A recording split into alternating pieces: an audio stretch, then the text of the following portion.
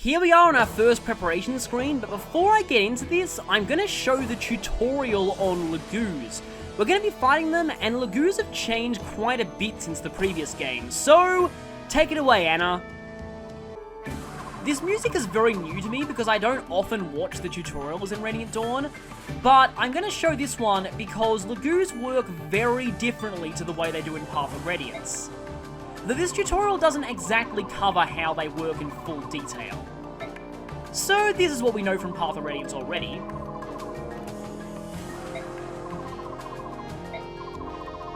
So Lagoos need to raise their transform gauge, and when it reaches maximum they can transform.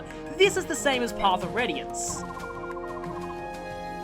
It increases a little bit at the beginning of every turn, just like Path of Radiance, and just like Path of Radiance it increases if the Lagoos is attacked. That just went up by a lot though. So, Anna will actually explain this here. The speed at which the gauge increases differs by tribe. In Path of Radiance, it was a consistent 4 at the start of a turn, 2 if you got attacked. But in Radiant Dawn, for example, cats, their transform gauge raises the fastest, dragons, their gauge raises the slowest, and everyone else is a little in between. But the gauges that raise faster also decrease faster too. So cats transform very quickly, the transform gauge runs out quickly as well. Which means that cats are actually kind of bad most of the time. Now here is also where things are different. In Path of Radiance, a Lagoos would immediately transform once the gauge hit maximum.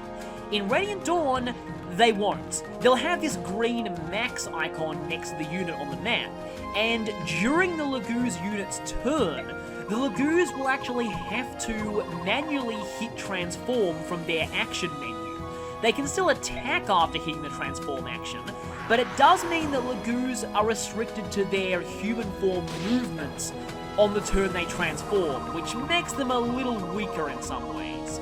And I like how Anna says that just after this Lagoos didn't double and only did half of this guy's HP. So, in Radiant Dawn, transform bonuses are handled very differently. All of the Lagoos stats, apart from HP and luck, double upon transformation. To compensate, their stats are pretty low in human form. So for example, the absolute strongest crow in the game has a maximum speed of 25 in human form, which turns into 50 in animal form, which is crazy. So there are some Lagoos who are incredibly strong, also in this game. Lagoos can reach a maximum level of 40 instead of 20. However, they are considered promoted for the purposes of some things like experience gain and bonus experience modifiers. So yeah, the gauge drops after every turn, it also drops during battle. In this game, you'll see the transform gauge during the battle screen, and it'll go up and down at the same time the experience gauge does, which is a nice touch. So when the gauge drops to 0, the Lagoos immediately reverts back to human form. Just like in Path of Radiance, but it will usually happen a lot faster than in that game. So in this game, they kind of tried to improve Lagoos in some regards, as you'll see right here.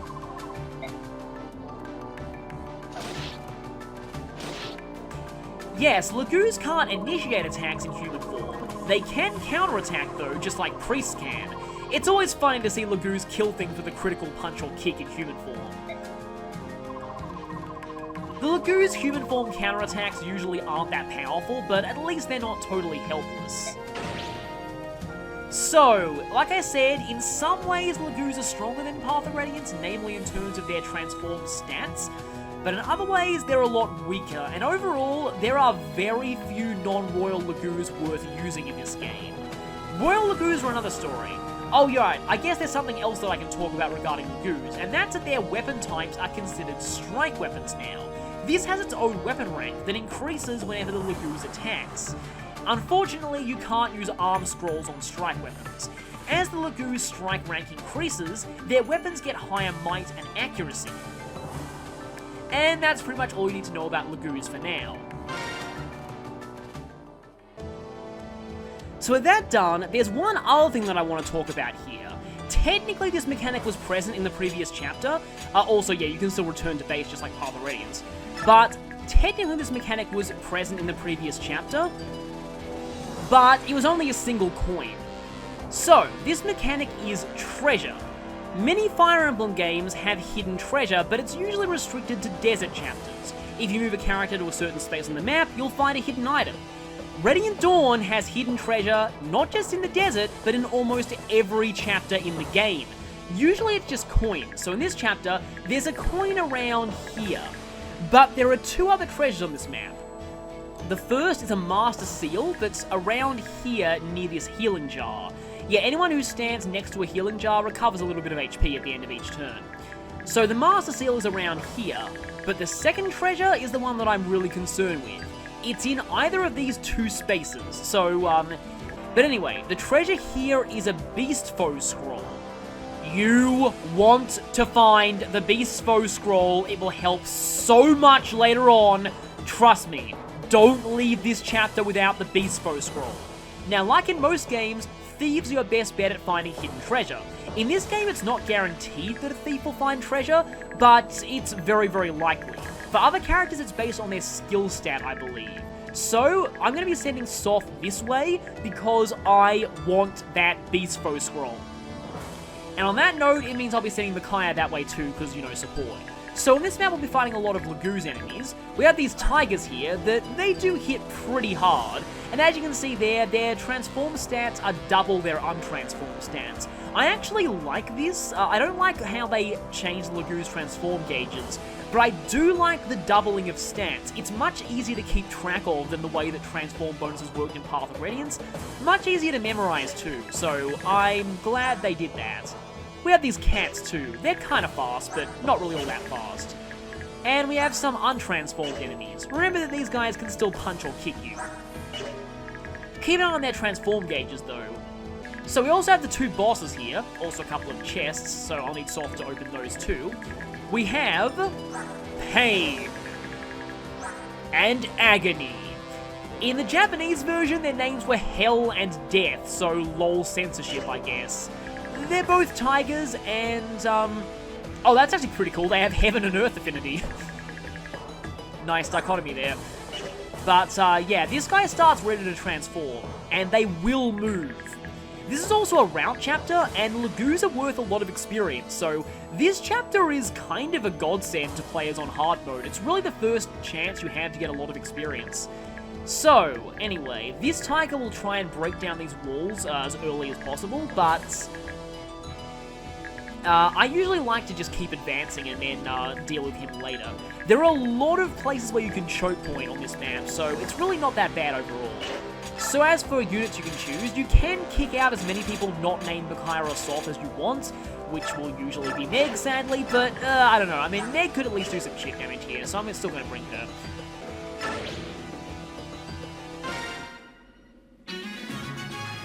So here we go. First on our agenda is to get rid of this tiger. So let's see how we can do that. I also might be able to show off something regarding, in fact I'll try and show that now. So by moving Sothe down here, and then moving Micaiah here, we have this option, Converse. Talk to a unit with whom you share a support bond. So, this is the best you'll be getting when it comes to support conversation in this game. Some of them are at least slightly unique, like Micaiah and Sothe, and there's a very specific reason I wanted to do this one. Sometimes I get very frightened. I can't think what I'd do if I lost you. It feels like my heart would rip apart. Promise me that we'll both live through this.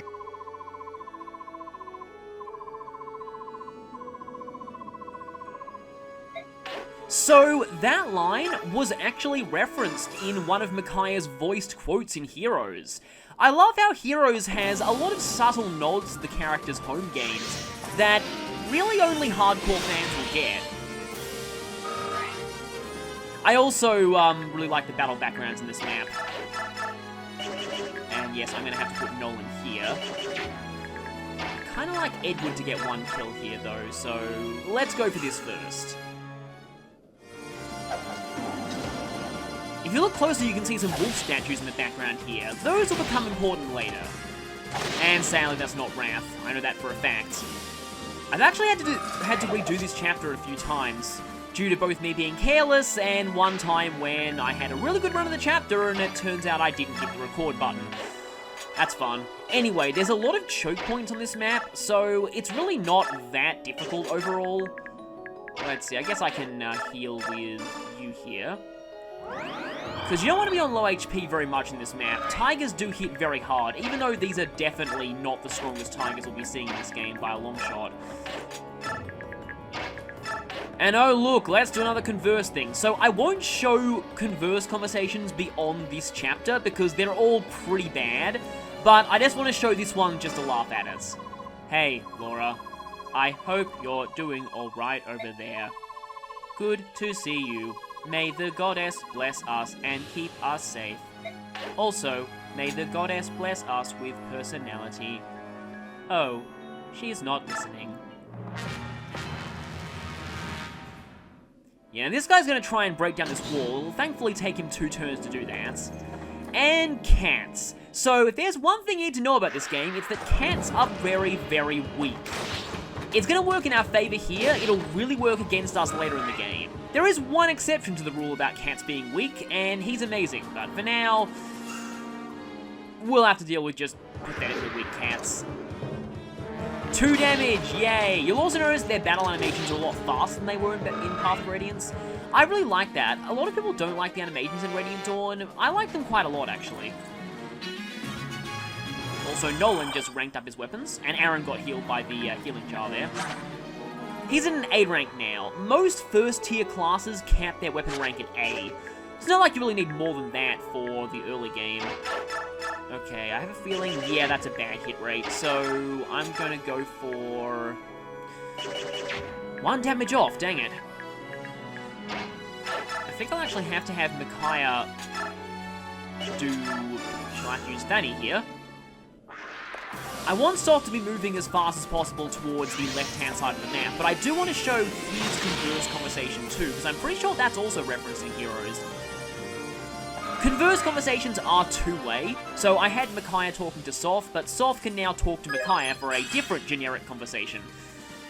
Yeah, I actually think that Sothe and Micaiah's conversations aren't entirely generic. There are a few support pairs in this game that have somewhat unique... Ooh, that's terrifying.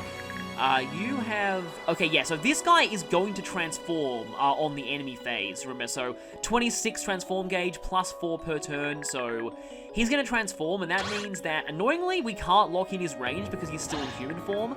He still has human form movement, but he'll be able to transform once he finishes his movement and attack, so that means these 2 squares are not safe from Tigerage. Speaking of Tigerage, though, I could actually do that. I guess we'll see if I need to. Let's just fight off this cat.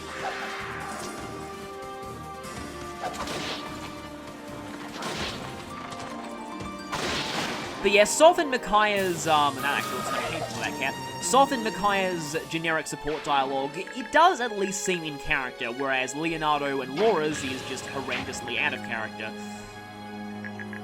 Okay, that square is still safe. But I kind of want to move Laura to a spot where she can heal Edward, so... I had Leonardo converse with her last turn, so what I'll do now is, I'll have you go down here and show the reciprocal end of the conversation. Leonardo, try to stay safe. Call my name if you need me. Hey, it's good to see you're alive. I'm sure you can keep this up. Oh, it hurts to see these conversations, it really hurts. Like I said, I won't be showing much more than this. Oh, not bad. Like I said, need to be careful of you. I'm gonna have Sothe go down here and throw sharp objects at this guy. Still one of my favourite lines from Path of Radiance. And here we get to see 1 to 2 range daggers in action. So this is the first game in the series to have throwing knives. They obviously got a lot better in Radiant Dawn, but here they're, let's see. Ileana can't actually go anywhere without, or can she? I have an idea. Actually, no, I don't have an idea. You'd need to die, and then Nolan would have to take your spot to block Ileana from getting hit. Or Meg could do that and... nah.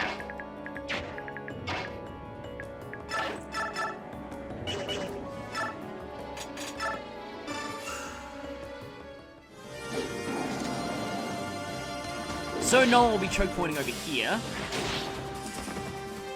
Might need to heal him though. Even Nolan can be in trouble against these tigers. Pro tip, don't have Nolan go here and get attacked by 2 tigers and the boss in the same turn. I may have done that in an earlier attempt. May have. Yeah.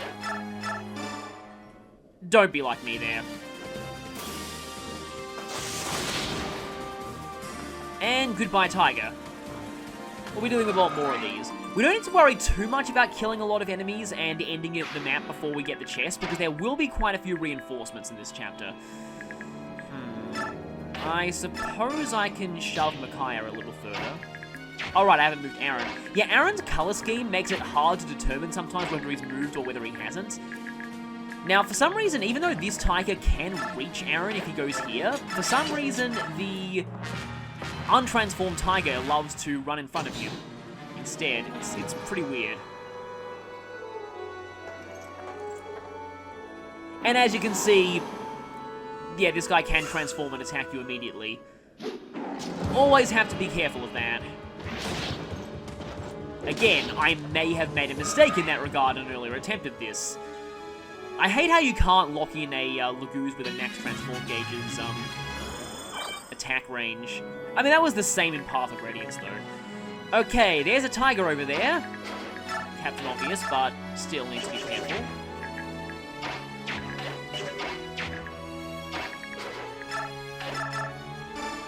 Yeah, I think I might be able to do this and then have Aaron finish this guy.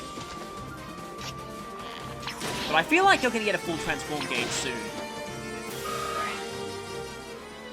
For your Laguz units, you will see the transform meter next to the experience meter whenever they fight, but for enemy Laguz, you won't see that. First instance of a Tiger Punch! At least tigers don't uppercut in this game. An untransformed Laguz is still worth a relatively decent amount of experience. And yeah, you could see a green max icon there. So if he hadn't died there, he would have been ready to transform. Okay, I will need to heal Laura now.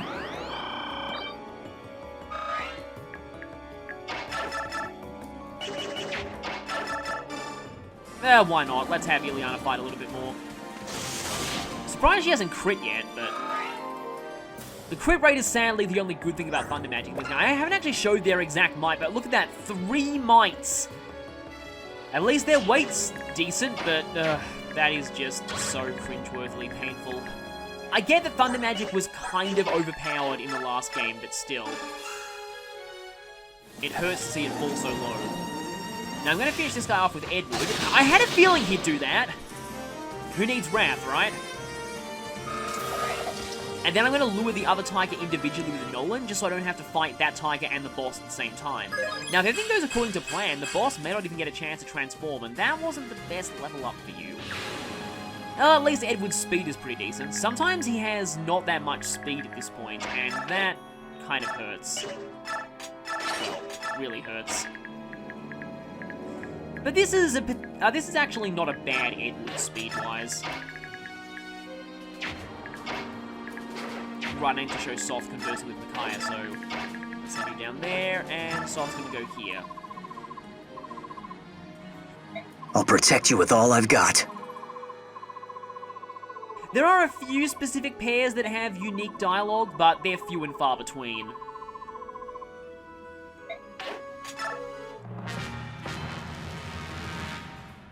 I totally forgot about you. However, I'm pretty sure Meg doesn't get doubled. And at least we actually get to see her fight here. Oh crap, she's using a steel sword. But it didn't weigh her down enough to get doubled. Phew. That was dumb. Something that I should mention about that tiger as well is that if there are no enemies in his range, I find that he often goes and tries to break the other wall. The AI in this game has this weird obsession with destructible terrain.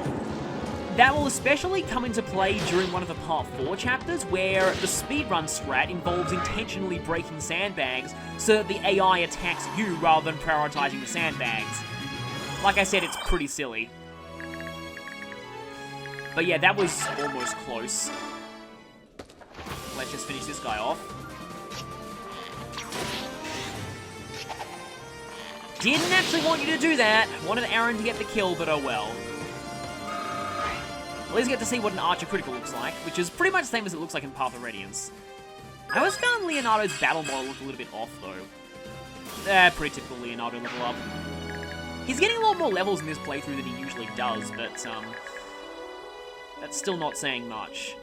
Yeah, so if you have a max transform gauge, I'll need to watch out for that. Funny thing is, I find that he has this weird tendency to move into this choke point and not transform. I don't know why his AI does that, but it does. Exactly enough damage, nice. So if I go here, there's actually a chance Edward will find the Master Seal. Let's see, he actually has a pretty good skill stat, so maybe he'll find it. I want to grab it because while you don't need Master Seals in this game that much, you do want to make sure certain people in the Dawn Brigade... Yes, got it! Nice! Certain people in the Dawn Brigade are promoted by the end of Part 1, and bonus experience is a little limited, and I prefer to use that to cap stats instead of for promoting. So...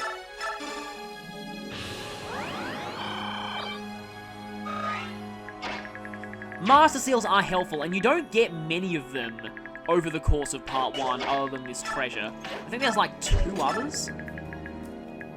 So, I definitely want to get my hands on this Master Seal. Actually, I may need Elf Thunder here. Even if you miss, I can still move Sothe and Micaiah back to take this. Or you can critical. This has just been the chapter of characters I don't want to train getting criticals, hasn't it? Well, at least I said that we hadn't seen Ileana critical before, so we get to see that now. And as you can see there, Ileana's tome is yellow with a really big lightning bolt on it. So how Sothe mistook that for light magic, I have no idea. Then again, the basic light tome was called lightning in the GBA games. And I can get that chest right now, nice. This chest contains a pure water. So even though mages suck in this game, pure water is actually decent because there are later chapters that have very dangerous sleep starves, and some of the most powerful characters in the game have awful resistance stats. So, it can be useful to rely on pure water for extra resistance to help dodge those. I know that definitely is used a lot in the speedrun of this game, which I still recommend watching if you have 3 hours to spare. It's a really good speedrun. Haven't got the coin yet, but I don't really care. And yeah, like I said, this guy loves to go forward and not transform. So if I do this right, this guy may be dead before he even gets a chance to transform. Okay, good, no dodge there. I can hopefully finish this cat next turn, and then get to smashing the boss's face in. Pretty good level up there. And that gives Nolan enough strength to not get weighed down by the steel axe, which is nice. I haven't mentioned it yet, but I really like the Dawn Brigade's fanfare. Okay.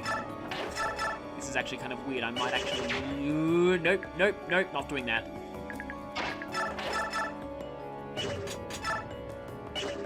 I can kill him with the steel sword, but I really want to get rid of the boss before he transforms. However, it seems like I might not get a chance to do that. Not without leaving this cat here, at least. I don't have a very good hit rate with these hand axes against you. And if I fail to kill this guy now, he's going to be able to run through this cat and get to us. And that might mean dead Edward, or, Deadwood, I guess. Not gonna lie, I kind of nicknamed him that sometimes in one of my playthroughs, just because he does tend to die a lot if you're unlucky. Let's give the boss a chance to transform. Unless Nolan criticals, which could happen. So yeah, Nolan's got enough health. I mean, I could have Meg fight this guy, but, nope.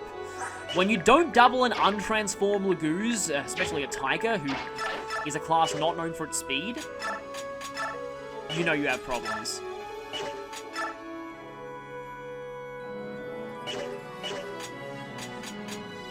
Well, I guess I'll do this first. Edward, how are things holding up on your end? Call if you need anything. Hi there. It's good to see you're still fighting.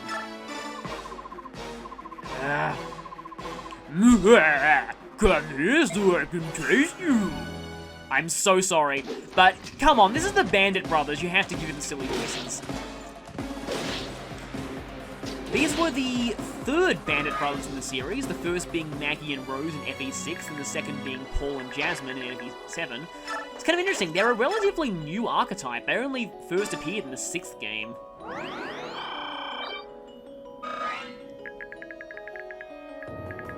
I remember I actually kind of liked seeing them in this one.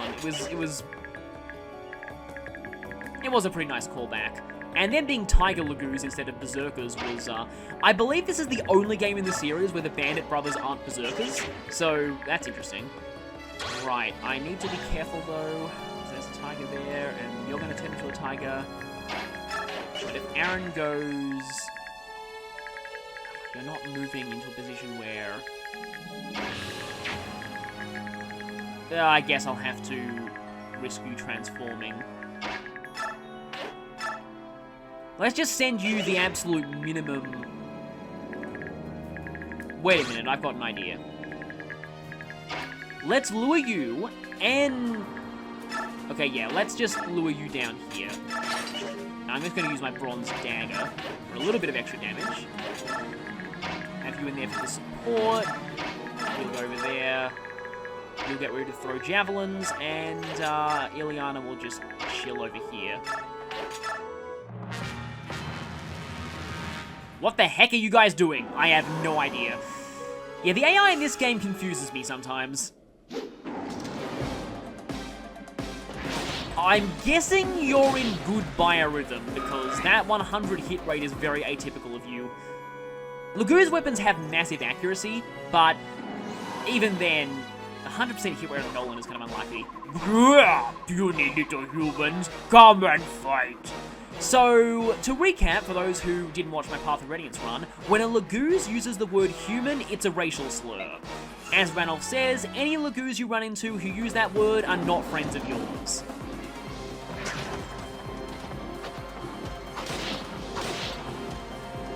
These bosses are a bit durable when they transform. I still don't know what those enemies are doing up there. Like I said, the AI in this game can be very weird. Yes, you are in best biorhythm, I thought so. And you have Nat Affinity bonus.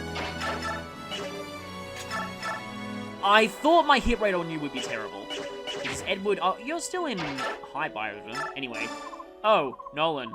This is some dirty fighting. Stay sharp. Hey there. You know, endurance is the key in battle. Never overexert yourself. Nolan, this isn't Thrakia. There's no tiredness system. I just need one hit. Come on, one hit. Yes, good.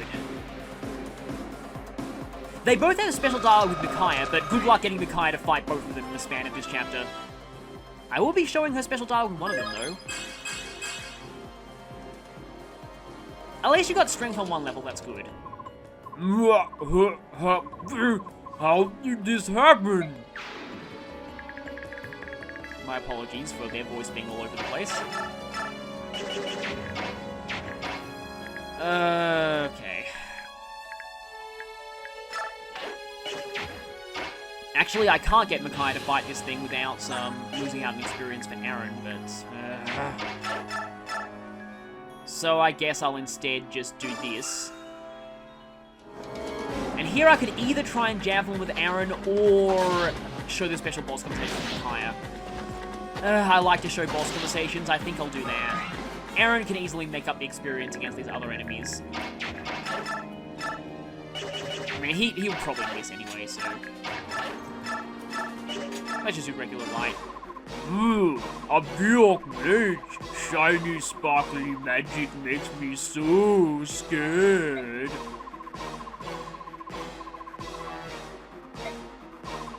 If the fire don't roll like a furnace, it don't scare me. I'm gonna rip your throat out. I was about to say that's the last you'll ever hear of that, thankfully, but no, that's almost the last you'll hear of that, because I still have this guy's death quote.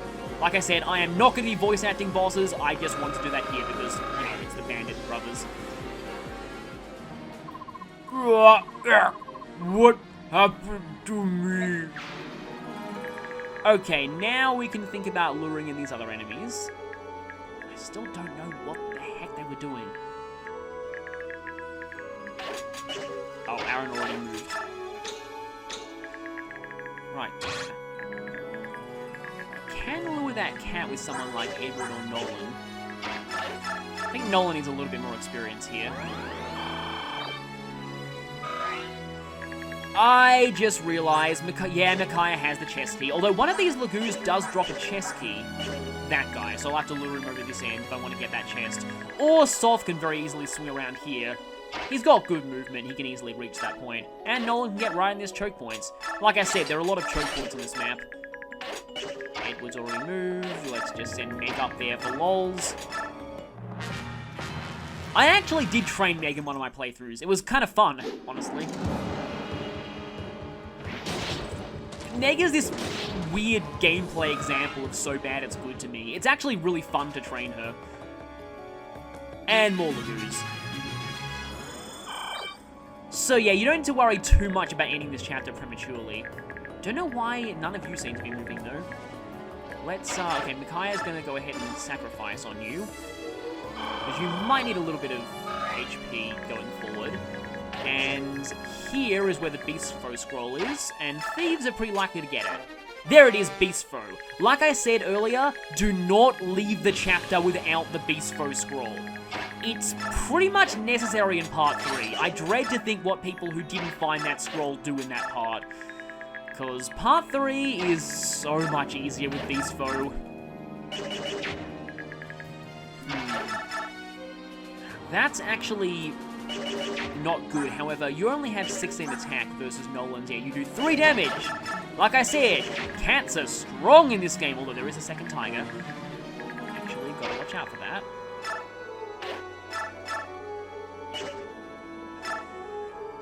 I don't want to run down my wind edge too much.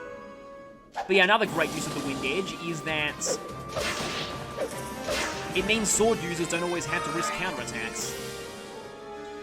Like, wind edges are amazing. They're one of the best things in the series, and I'm guessing, oh, Nolan isn't even in Best Buy Rhythm. Nolan should be fine here even if the second tiger attacks him.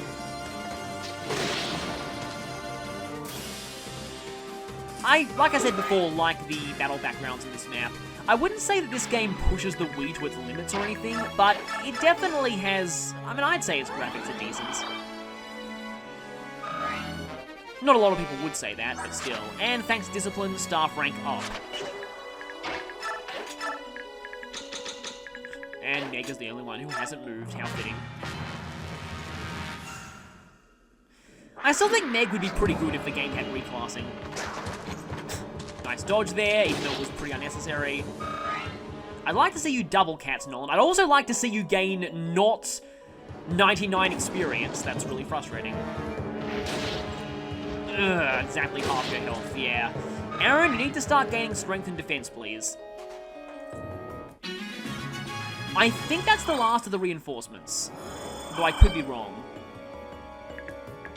Can Sothe throw some sharp objects and we can move for Aaron to finish? 8. I think that's actually just barely enough for Aaron not to finish this guy off. No, wait, it's just barely enough for Aaron to finish this guy off. As you no doubt know by now, I'm not exactly the best at maths. Yes, exactly enough. But that's another tiger. So he has 7 strength versus this same amount of damage.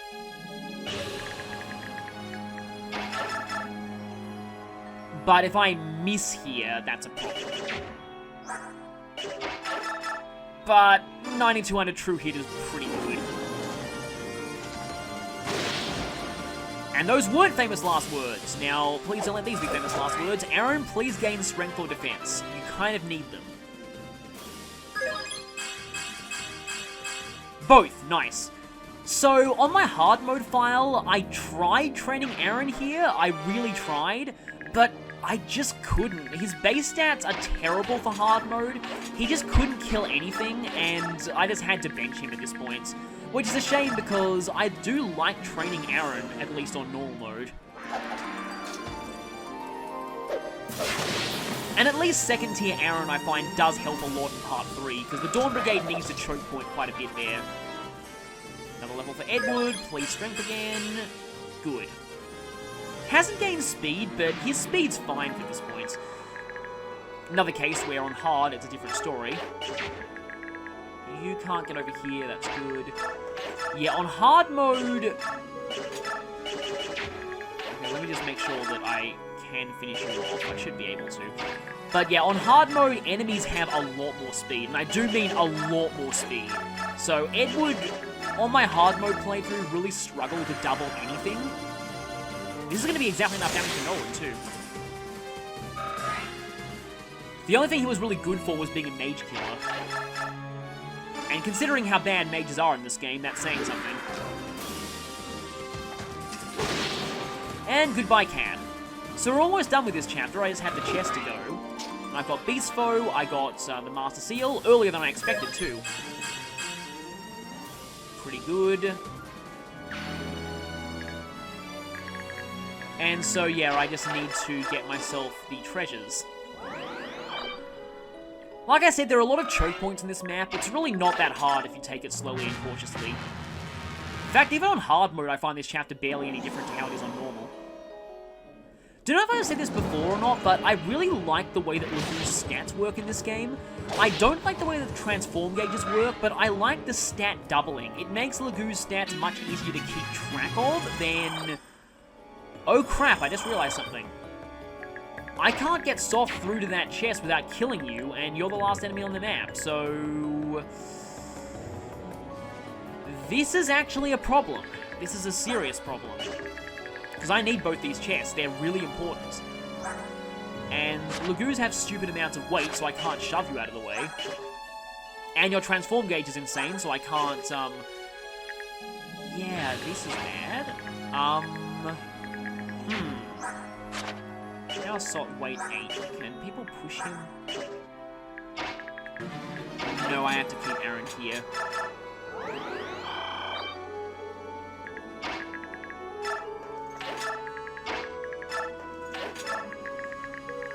This is frustrating. Very frustrating. Let's move some people back here to try and create a trade chain to get... I might be able to, if I position people just right, get the chest, Micaiah's chest key all the way up to this chest in a single turn.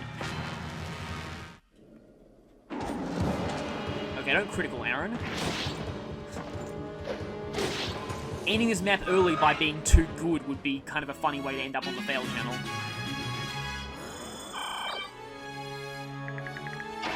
Do I have the same amount of crit rate with javelins? No, I don't. Yeah, I can only shove Leonardo, thought so. So if you go down there... And let's just set up the... 1, 2, 3, 4, 5. Yeah, let's just set up the chest key chain.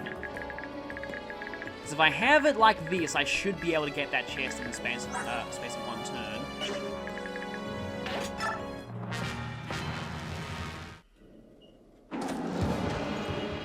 Why do I have a 6 crit rate in battle, but not on the combat forecast?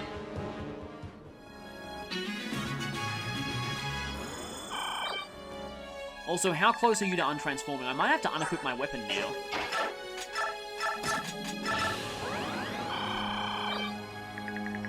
I don't want to kill you too early.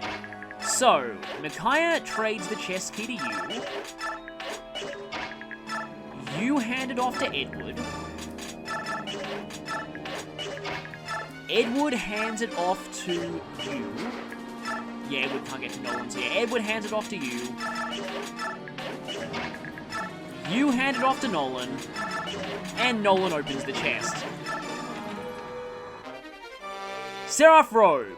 A lot of people make the mistake of using this on Micaiah, really, that doesn't improve her durability all that much. I prefer to save this for someone else later on who really does need it, because they start out with pretty bad HP. Aaron's not a bad person to use it on either, if you're planning on training him. Oh, I'm taking a lot of turns here. Or you could just do that, and then I could have got Sothe. Well, that's annoying. Oh, right, yeah, so this up here actually counts as desert terrain, so it does slow you down. This is the first time I've ever encountered that problem when playing this chapter, but yeah, that is desert terrain. Mages aren't slowed by it, so Micaiah could run through there, or Laura. This is actually kind of weird. The chest key is all the way up here, and Nolan is slowed down by the sand.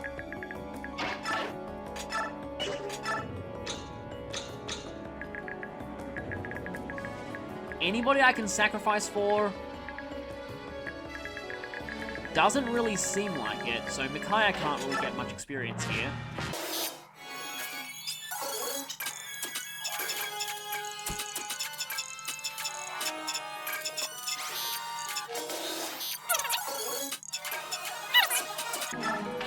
No matter what happens, I'm going to be getting the chest next turn guaranteed, so... Well, this was annoying, but at least it worked out. Or you could stand right... Are you kidding me? Are you kidding me?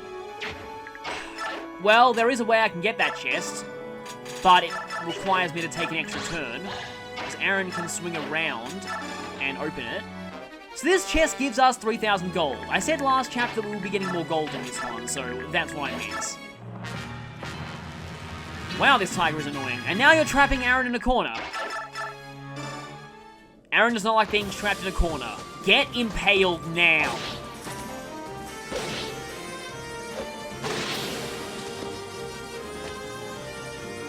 So that got weird towards the end.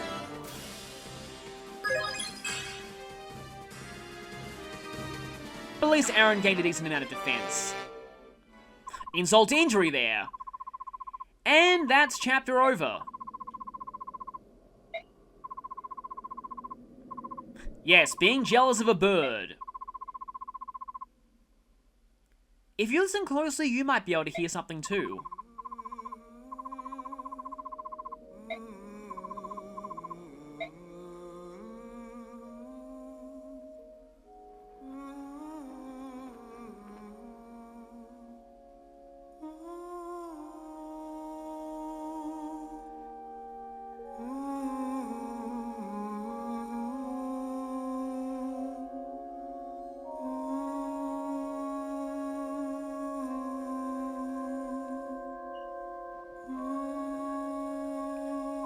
Sothe, that's a heron. You don't need to stand in front of Micaiah like that.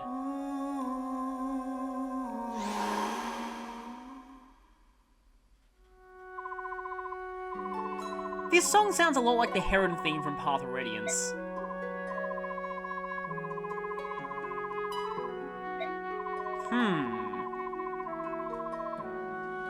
This sounds a lot like what happens in Path of Radiance chapter 22 if you don't recruit Rayson. He hears a plot voice that tells him to go to Palmeni Temple. Seems like something similar is happening here.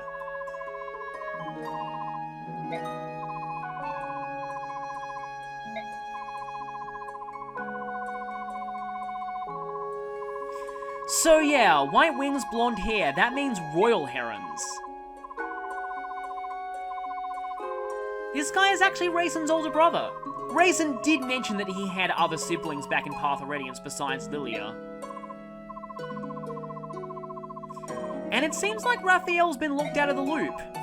He has no idea any other herons are still alive.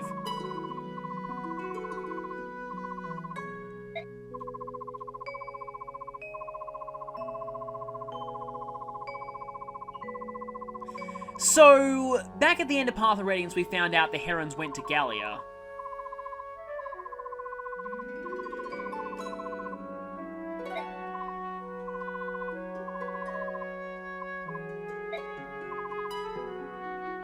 And this is Nyla. She's a new type of Lagoos introduced in this game, as is Volug. A lot of people in my comment section have been looking forward to these two appearing. I get it, wolves are cool. Wolves are pretty cool. Now, this is weird. The desert realm of Hatare, it is spelt with an I at the end in the American version, but a Y at the end in the European version, and I don't know why, because in the voice narration, the narrator still pronounces it the same way. Really weird. So, that's the one part of the map that never got filled in back in Path of Radiance. But they're a very isolated country. So isolated that, as you'll see here, they thought they were the only country in the world.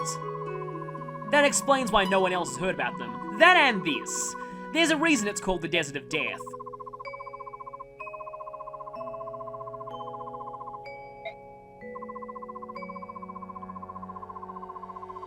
And yet more info dumps for the purposes of people who didn't play Path of Radiance. If you watch my Path of Radiance playthrough, you'll already know all of this, but this is just the recap.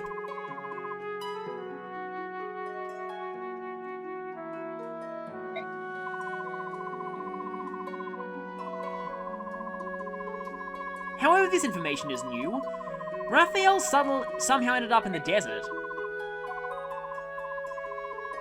And that explains why his other siblings had no idea where he was. They all assumed that he was dead. That voice started calling 3 years ago. Remember that information. That will be important later.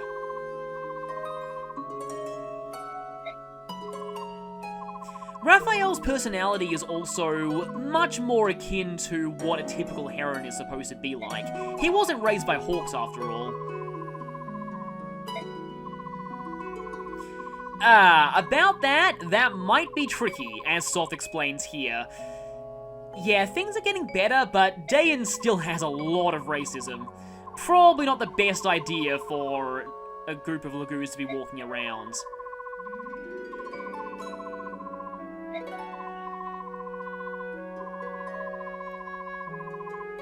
Well, because the other way to get to Gallia goes through Benyon, and that would be even more suicide than trying to go through Dayan.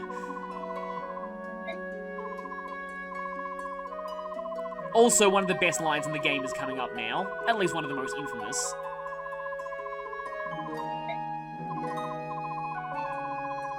Here it is. Here it is.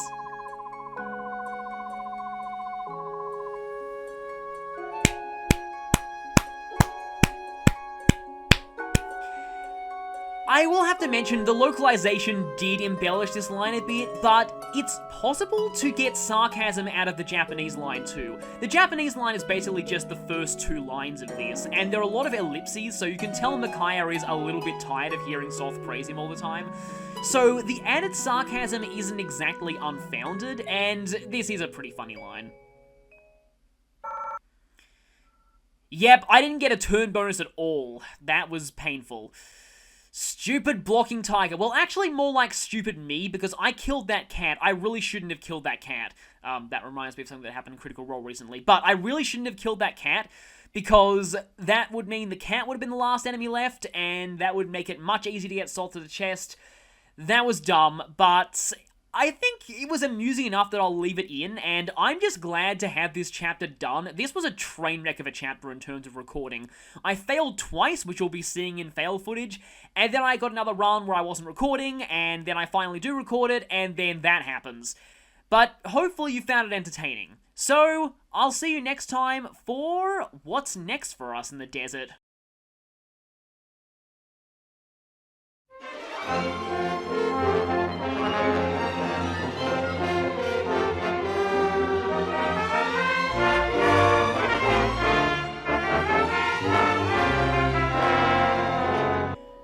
Okay, you hit considerably harder than that other guy. I hope Nolan is gonna be fine there. And it's Bandit Boss time! Come here so I can taste you. 14 damage.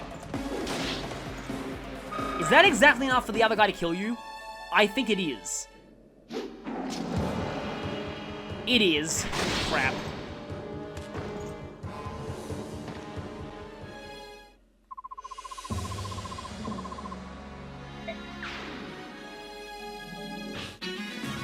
I guess it's the first chapter where someone dying is not an automatic game over.